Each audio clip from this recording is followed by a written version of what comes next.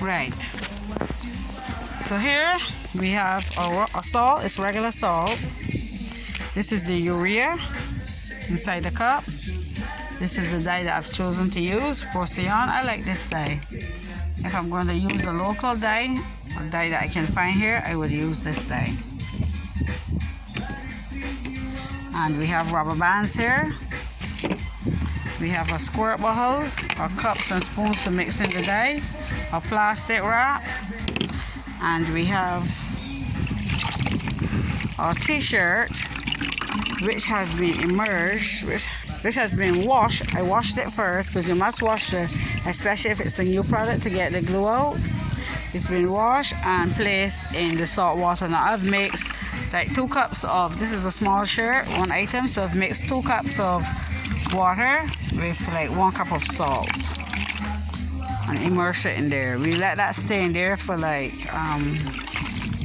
probably half an hour or something, so 20 to 30 minutes. We let that stay in the salt water.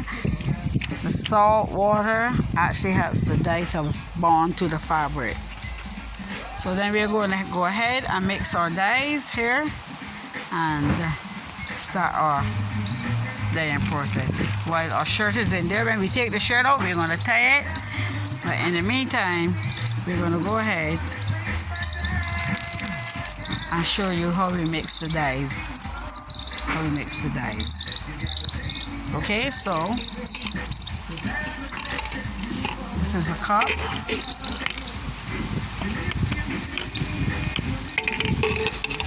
The green is quite strong, so I'm trying to do this while filming.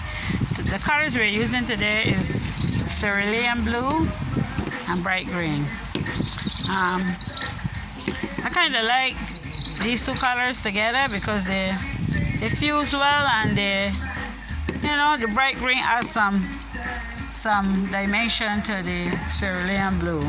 So I kind of like to use these 2 together. Of course, you can choose the colors. When I conduct classes, I let my students or the participants choose what colors they want.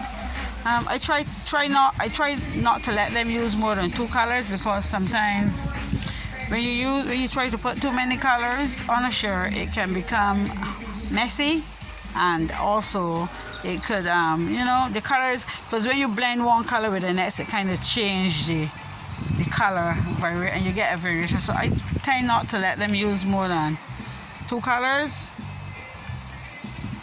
which I find is easy to do, to handle and work with. So we're using 2 colors today.